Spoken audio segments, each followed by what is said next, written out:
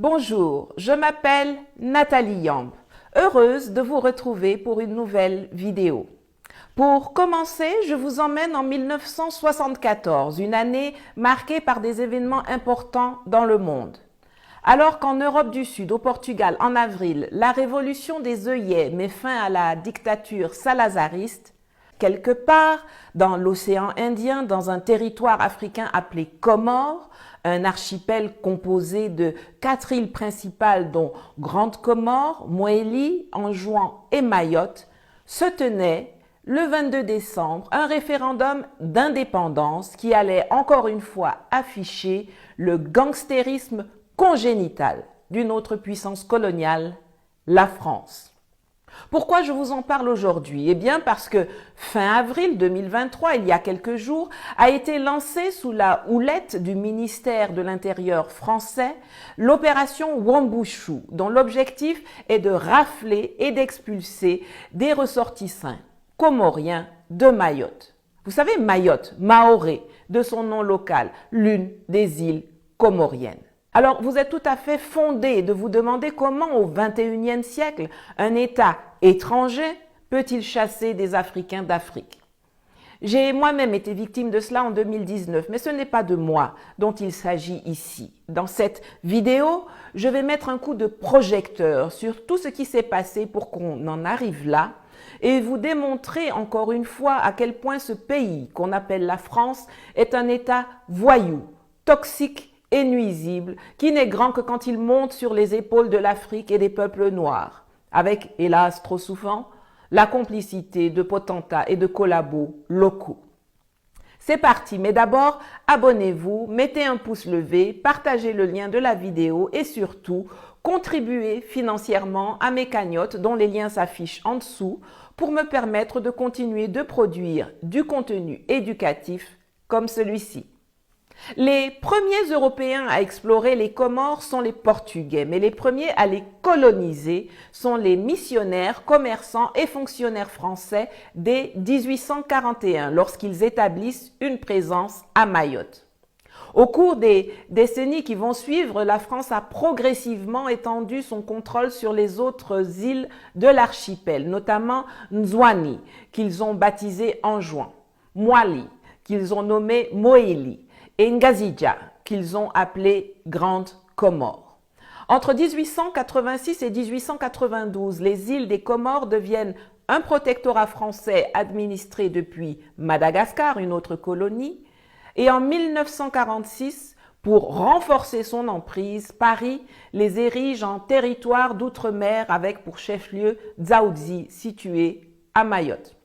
Naturellement, les populations locales ne se sont pas laissées faire et ont tenté à plusieurs reprises de se battre contre la dépossession de leurs terres et de leurs ressources par les colons français. Et c'est finalement grâce à la pression des nationalistes ainsi que de la communauté internationale qui en avait un peu ras-le-bol d'entendre les Africains se plaindre de la politique coloniale française, merci Ruben Oumniobé et Ahmed Ben Bella, qu'un référendum appelé consultation sur l'indépendance a été organisé le 22 décembre 1974. Souhaitez-vous que le territoire des Comores devienne indépendant? Telle était la question à laquelle les populations comoriennes devaient répondre en ce fameux dimanche. Le résultat fut un oui massif et franc, avec 154 184 votes, soit 95% des suffrages exprimés, les ressortissants de l'archipel se sont déclarés pour l'indépendance. Monsieur le député, je proclame l'indépendance des Comores dans ses frontières coloniales, à savoir Mayotte, Anjouan, Moélie et Grande Comore. Et que croyez-vous qu'il se soit passé ensuite? Eh bien, la France a refusé de se plier au résultat et a décidé de ne reconnaître l'indépendance que de 3/4 des Comores, en amputant le nouvel État créé le 6 juillet 1975 de l'île de Mayotte, où 8 783 personnes avaient voté non, et ceci en parfaite violation du droit international. En effet, l'indivisibilité des territoires coloniaux est un concept du droit international reconnu par de nombreuses résolutions des Nations Unies qui a émergé au cours de la décolonisation. Il stipule que les colonies doivent être considérées comme des entités indivisibles et que toute tentative de diviser ou de séparer un territoire colonial est contraire au principe de l'autodétermination et de l'intégrité territoriale des États. Cette règle a été particulièrement importante pour freiner les manœuvres divisionnistes des puissances colonisatrices qui étaient tentées de morceler certaines parties de leurs empires pour maintenir leur contrôle sur certaines zones, comme on l'a vu au Congo avec la sécession katangaise sponsorisée par des mains pas si occultes que cela. Le Katanga n'a pas échappé à la mutinerie de la force publique ni au pillage par la population. 10 juillet, réaction rapide des forces métropolitaines belges.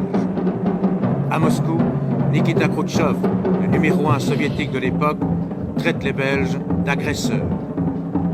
11 juillet 1960, Moïse Tshombe, devant le chaos généralisé, dit-il, proclame la sécession du Katanga. Le Katanga deviendra un État indépendant avec son drapeau, sa monnaie et sa constitution. Cette indépendance durera 2 ans et demi. En d'autres termes, l'indivisibilité des territoires coloniaux implique que les colonies ne peuvent pas être séparées en fonction de critères ethniques, religieux, linguistiques ou géographiques, et que leur destin doit être déterminé dans son ensemble par les peuples qui y vivent.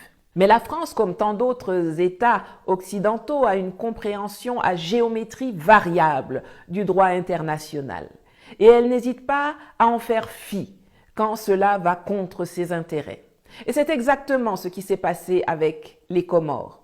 Pourtant, le président français élu à 58% ne gouverne pas 58% de la France, il gouverne toute la France.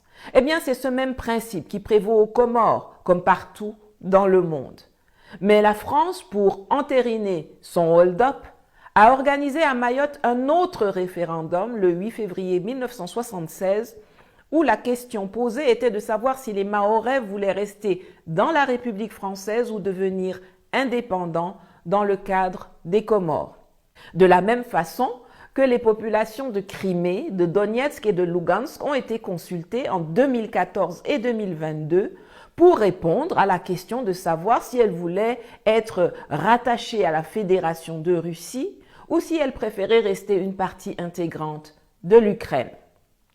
Elles ont choisi massivement de devenir des sujets russes, avec plus de 96% de oui en Crimée, 99% à Donetsk et 98% à Lugansk. Des résultats identiques à ceux de Mayotte en 1976. Même pipe, même tabac. À Simferopol, ils sont des milliers à fêter la séparation avec l'Ukraine. La Crimée a dit oui dimanche à la Russie. À plus de 95%, les électeurs de la République autonome ukrainienne ont voté en faveur de l'union à la Russie lors d'un référendum controversé. Face à la foule, le Premier ministre de Crimée savoure la victoire. Nous rentrons à la maison, dit-il. La Crimée est en Russie. Hourra, camarades! Après le dépouillement d'environ 30% des votes dans les 4 territoires concernés, le oui l'emporterait à plus de 97% selon les agences de presse russes. À l'heure où Emmanuel Macron accuse sans complexe les Africains d'hypocrisie face à la situation en Ukraine, à l'heure où la France fait partie de ceux qui hurlent au loup et à l'annexion à propos de l'intégration des territoires de la Crimée et du Donbass à la Russie, elle est elle-même l'auteur d'annexions et d'occupations répétitives, condamnées par la communauté internationale et qui perdurent jusqu'à ce jour. Le culot de ça. Depuis des décennies, la question des Comores a fait l'objet de plusieurs résolutions des Nations Unies, condamnant l'annexion de l'île comorienne de Mayotte par la France et enjoignant celle-ci à rétrocéder le territoire aux Comores. En voici une. Mais il vous suffit d'aller dans la bibliothèque en ligne de l'ONU, de taper Comores ou Mayotte dans la barre de recherche et vous pourrez les lire à volonté. Mais naturellement, le gangster international français qui met son long nez caucasien partout et s'agite pour faire voter et respecter des résolutions aux quatre coins de la planète fait la sourde oreille et ignore royalement celles qui le concernent. Au lieu de faire profil bas, la France brandit ses dom-toms, ses départements et territoires d'outre-mer, comme un voleur qui revendique avec arrogance et à ciel ouvert son butin d'un pillage ancien. Il faut que la France soit cohérente.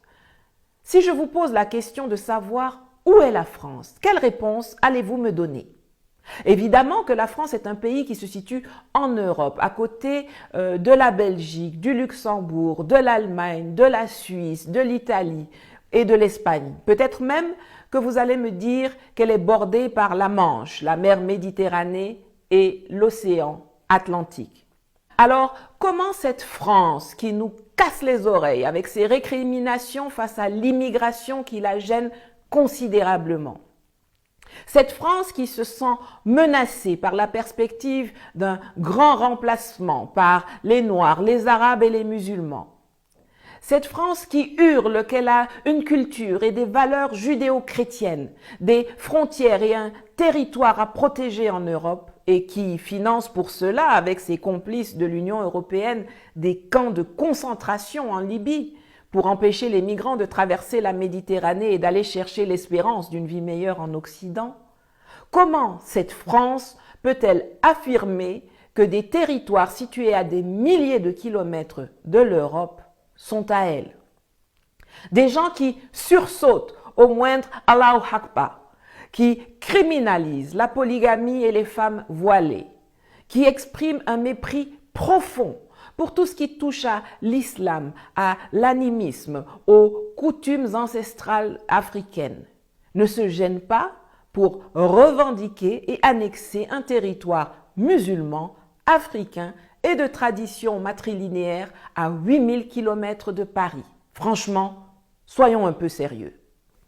De la même façon que le refus de la Guinée de rester dans la communauté française en 1958 fut suivi immédiatement par moult manœuvres de la part de la France pour fragiliser le jeune État, notamment à travers l'opération Persil, à laquelle j'ai dédié une vidéo dont je vous mets le lien ici, le choix d'indépendance des Comoriens leur a valu une cohorte de déstabilisation orchestrée par Paris, dont les effets se font ressentir jusqu'à ce jour. Ces gens qui nous abreuvent à longueur de journée de complaintes à propos des mercenaires de la société militaire privée russe Wagner sont les mêmes qui ont envoyé leurs mercenaires, avec à leur tête Bob Denard, pour déstabiliser plein de pays africains, par exemple le Congo, où il a servi Moïse Tshombe au Katanga, le Bénin, l'Angola, le Nigeria, mais aussi et surtout les Comores, nouvellement indépendants, en perpétuant des coups d'État et en assassinant des présidents. Et si dans cette vidéo je me concentre sur la France, il faut bien que vous sachiez que les sociétés occidentales de mercenaires pullulent partout. Les plus nombreuses, plus d'une vingtaine, sont sans surprise américaines. Mais la France est le deuxième pays qui compte le plus de sociétés militaires privées au monde, comme NS Group, Amarante International, Anticipe, Corp Garde Défense, DCI, Galis, Geos Hadid, KB Corporation, Salamandre, ainsi que la plus large armée de mercenaires, la Légion étrangère. Ce que je vais vous raconter maintenant concernant le plus célèbre d'entre eux n'est pas le récit falsifié occidental, c'est la vérité historique. Arrivé pour la première fois à Moroni le 5 septembre 1975, soit 5 semaines après le coup d'État interne du 3 août qui a installé Saïd Mohamed Jaffar au pouvoir, Robert Bob Denard débarque le 20 septembre à Anjouan, où le président déchu Ahmed Abdallah s'était réfugié en menaçant de faire sécession, pour l'arrêter et l'envoyer en exil en France, cette France qui lui en veut d'avoir déclaré l'indépendance des Comores quelques semaines plus tôt. Mais la France se rend compte avec effarement que Ali Swahili, qui est proclamé président le 2 janvier 1976, après avoir été le ministre de la Défense des Comores sous Jaffar, est un indépendantiste beaucoup plus viscéral que Abdallah, quelqu'un qui va engager une réforme agraire d'envergure qui devra permettre aux Comoriens de sortir de la pauvreté et d'acquérir l'autosuffisance alimentaire. Vous le savez comme moi, autrefois comme aujourd'hui, la perspective de la prospérité africaine est un crime de lèse-majesté pour certains. Alors, la cellule africaine de l'Élysée, dirigée par René Journiac, qui a succédé à Jacques Foccart en 1974, commissionne Bob Denard pour renverser Swahili et réinstaller au pouvoir un Abdallah qui a profité de son exil en France pour faire allégeance à Paris. Ce fut chose faite avec l'opération Atlantide le 13 mai 1978 et Ali Swahili, fait prisonnier, est assassiné quelques jours plus tard, le 29 mai. L'opération Atlantide est lancée. Pour cette mission, Denard recrute 50 mercenaires issus pour la plupart des réseaux de l'extrême droite. Des mercenaires surveillés de près par la France. Car selon le colonel, cette mission a été validée par les services secrets. C'est sûr que le coup d'État de 78, c'est avalisé par la haute hiérarchie de la DGSE. Une chose est sûre, l'opération est menée de main de maître.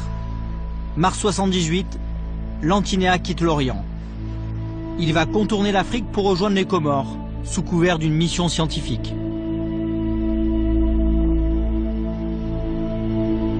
Après 23 jours de mer, Moroni est en vue. L'objectif, la plage d'Itsandra. L'opération est lancée dans la nuit du 13 mai. Bob Denard est à la manœuvre.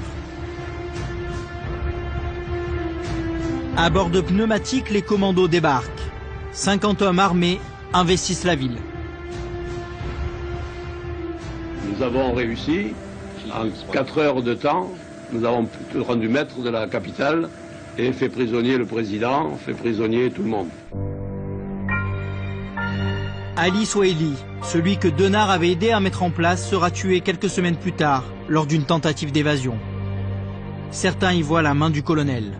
Bob Denard, qui s'y est établi, fait la pluie et le beau temps aux Comores, l'utilisant comme base arrière pour les activités de mercenariat à lui confiées par la France et d'autres, dirigeant une garde prétorienne surarmée qui ne répond qu'à lui, décidant de tout, de la politique à l'économie, de l'agriculture au tourisme.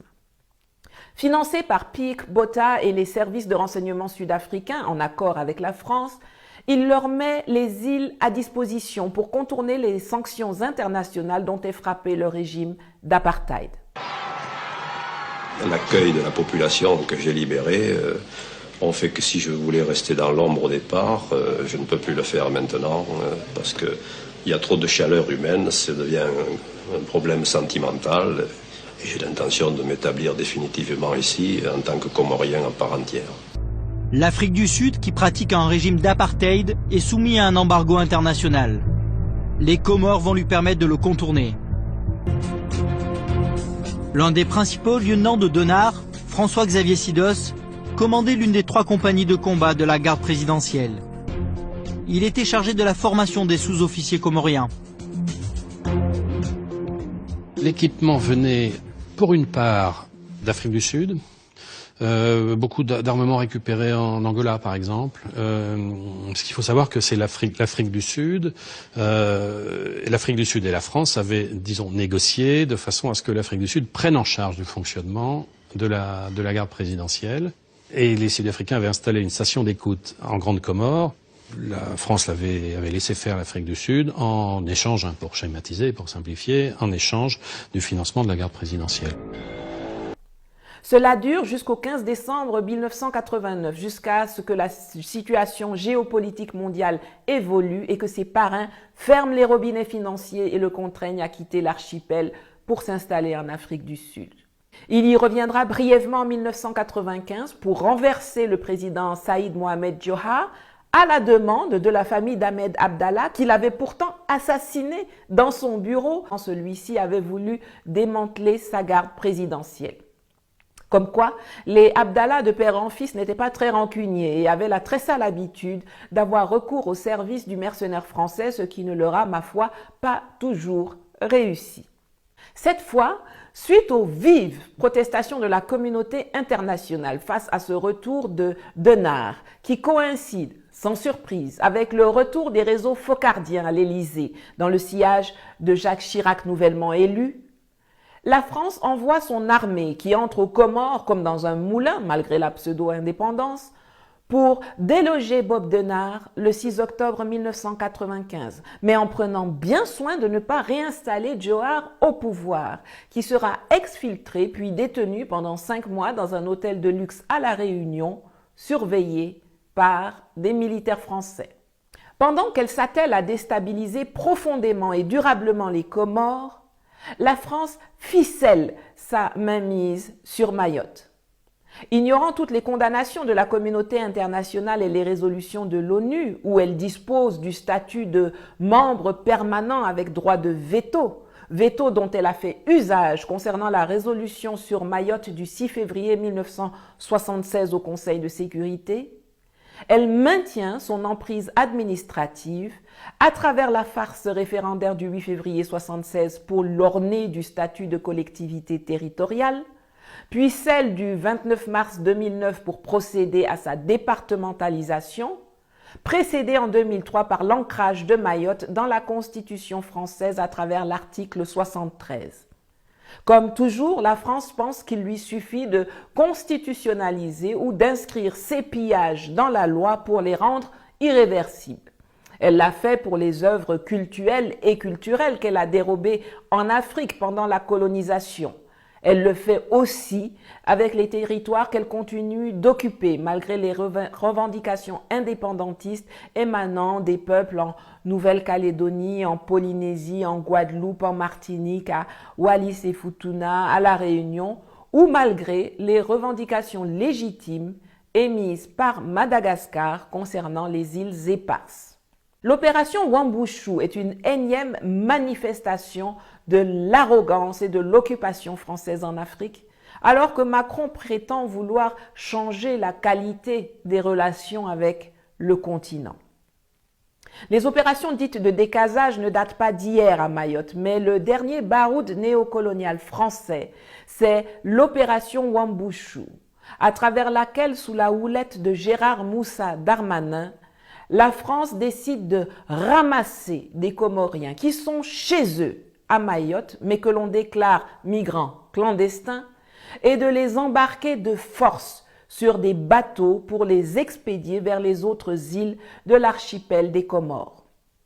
Il est vrai que les Français sont très expérimentés quand il s'agit de jeter des Noirs dans des bateaux pour les emmener de force quelque part, une expérience qui remonte à l'époque de l'esclavage. Ces gendarmes basés en Normandie font partie des 500 renforts mobilisés. Ils ont aussi pour mission d'interpeller des migrants sans papier pour augmenter le nombre d'expulsions. On va faire le contrôle d'identité, de la nationalité, du droit de séjour, donc tout ça qui est géré par nous et par des pôles compétents pour justement vérifier s'ils ont le droit, s'ils sont légalement présents sur Mayotte. La deuxième phase de cette opération concerne le démantèlement de bidonvilles. Dans les quartiers concernés, de nombreux logements ont été marqués d'un numéro par les autorités, un recensement avant destruction. Les habitants ont été prévenus. Cette intervention devrait débuter dans les prochains jours, probablement demain. Le Kwassa pêche peu, il amène du Comorien. Du Comorien, comme si c'était une marchandise. Personne n'a oublié les propos profondément choquants de Macron à peine élu en 2017. Le Kwassa pêche peu, il amène du Comorien. C'est différent. Pourtant, le seul clandestin, le seul illégitime à Mayotte, c'est la France. Et le moment est venu de ramener ce pays, avec son état voyou, colonial et profondément raciste, à sa forme hexagonale, de le renvoyer à sa vraie place dans le concert des nations. Alors que les Occidentaux ferment les yeux sur les agissements français, soit. Que les Orientaux, les Océaniens, les Sud-Américains ferment les yeux, ok. Mais que les Africains ferment les yeux, c'est intolérable, inacceptable, condamnable et répugnant. Surtout que ce n'est pas seulement une partie des Comores qui est illégalement occupée par la France, mais également une partie de Madagascar, les îles éparses, dont j'avais déjà parlé dans une vidéo précédente, dont je vous mets le lien ici. On ne peut pas attendre que notre tortionnaire ait pitié de nous et nous lâche la grappe. La France ne le fera jamais. Car sans l'Afrique, ces gens-là dégringoleront encore plus bas qu'ils ne le sont déjà aujourd'hui. Vous ne voyez pas comment, malgré des résolutions de 1979, 1980, ils s'agrippent aux îles éparses qui appartiennent à Madagascar. 45 militaires français répartis sur 3 des 5 petits bouts de terre d'à peine 40 km² dans l'océan Indien, 45 ploucs de la Légion étrangère française narguent 27 millions de Malgaches et pillent une zone économique de près de 640 000 km², riche en pétrole, en poissons, en biodiversité. Nous devons fracasser la colonisation. Il nous faut montrer à la France et au monde notre détermination à le faire. Et le meilleur moyen pour cela, c'est de déboulonner ces relais à la tête de nos États et de les remplacer par des patriotes. Comment ne pas dénoncer les responsables africains de cet état de choses? À tout seigneur, tout honneur. Commençons par Azali Assoumani. Président à répétition des Comores, à la faveur d'élections souvent frauduleuses ou de coups d'État, il est également depuis février 2023 le président de l'Union africaine. Le chef de l'État comorien, en plein milieu de l'opération Wambushu, ne trouve rien de mieux à faire avec ses ministres que d'aller s'aplatir devant Emmanuel Macron et son gouvernement à Paris pour nous débiter des insanités diplomatiques sans dignité et quémander la levée des visas au lieu de réclamer la rétrocession de Mayotte. L'officier Assoumani aime les titres ronflants, mais c'est son caleçon qui est gros, sinon il n'y a rien dedans. Il se complaît dans la prison monétaire du franc comorien, qui est le jumeau du franc CFA, au lieu d'en sortir, de renégocier tous les accords iniques signés, et surtout d'exiger chaque jour, à chaque tribune internationale, l'application des résolutions onusiennes relatives à la rétrocession sans condition de Mayotte aux Comores. Mais non, il va faire comme Tshisekedi, qui n'a pas moufté sur la situation au Kivu pendant toute la durée de son mandat à la tête de l'Union africaine, mais qui nous casse les oreilles à accuser la terre entière, sans commencer par l'homme qu'il voit dans le miroir, depuis qu'il n'est plus en fonction. Assoumani, c'est un vrai traître à la patrie qui mérite d'être balayé et jugé. Que dire des autres présidents africains, complices silencieux des annexions françaises au détriment des Comores et de Madagascar? Des gens qui mettent leur énergie à bavarder sur la guerre OTAN-Russie en Ukraine, loin là-bas en Europe, alors qu'il y a des occupations territoriales et des agressions étrangères à gérer sur le continent. Dans les points 4 et 5 de la résolution 31.4 du 21 octobre 1976, l'ONU, je cite, « invite tous les États membres à apporter individuellement et collectivement une aide efficace à l'État comorien et à coopérer avec lui dans tous les domaines pour lui permettre de défendre et sauvegarder son indépendance, l'intégrité de son territoire et sa souveraineté nationale. » Lance un appel à tous les États membres afin qu'ils interviennent individuellement et collectivement auprès du gouvernement français en vue de l'amener à renoncer définitivement à son projet de détacher les îles comoriennes de Mayotte de la République des Comores. Fin de citation. Depuis 48 ans, qu'ont entrepris les présidents africains pour faire appliquer ces dispositions? Quelles sanctions ont-ils prises à l'endroit de la France pour la contraindre à respecter l'intégrité territoriale des Comores? Pourquoi les sociétés françaises sont-elles autorisées à s'installer et à fonctionner en Afrique tant que des pays frères sont sous occupation française? Où est la solidarité africaine alors que les autres s'unissent quand il s'agit des intérêts de l'un d'entre eux? On voit l'Union européenne s'unir pour sanctionner la Russie pour ses agissements en Ukraine ou pour déranger le Mali et la République centrafricaine. Mais où sont les sanctions de l'Union africaine contre la France pour ses agissements aux Comores et à Madagascar? Pourtant, on se souvient qu'à l'époque de l'apartheid, des pays africains avaient pris des sanctions contre l'Afrique du Sud. Où sont les hommes, les vrais, en Afrique? Les Jerry Rawlings, Thomas Sankara, Ahmed Ben Bella, Sylvanus Olympio, Sékou Touré, Modibo Keïta, Robert Mugabe, Mouammar Kadhafi, où sont-ils? Messieurs, réveillez-vous, retrouvez votre dignité. Aucun centimètre carré des territoires africains n'est cessible ou négociable.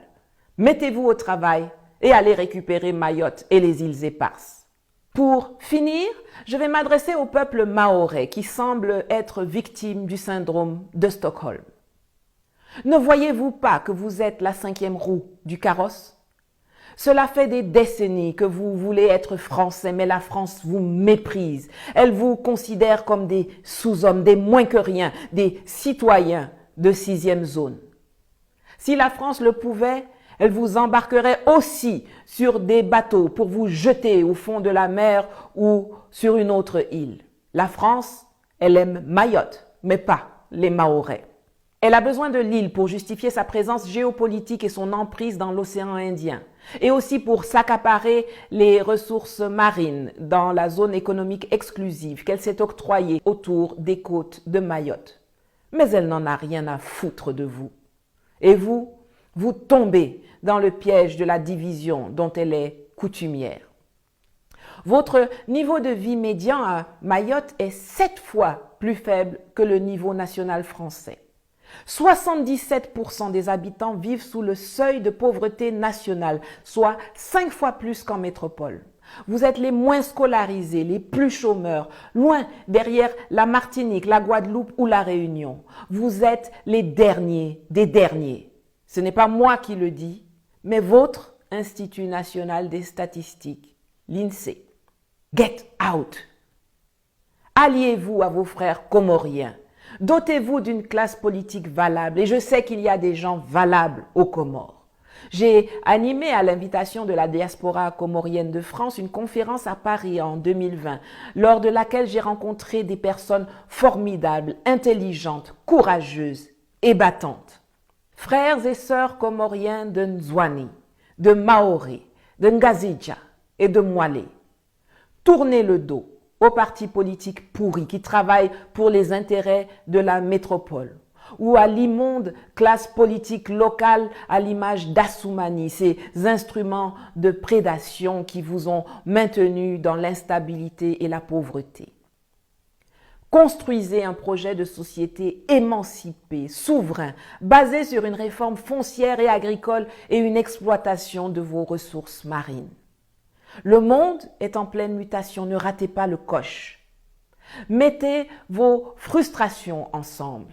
Mettez vos aspirations à une vie meilleure et digne en commun. Unissez-vous et prenez le pouvoir pour faire de l'ensemble des Comores un pays stable, prospère, respectueux de ses citoyens et de leurs us, coutumes et traditions où il fait bon vivre. Marhaba. À bientôt.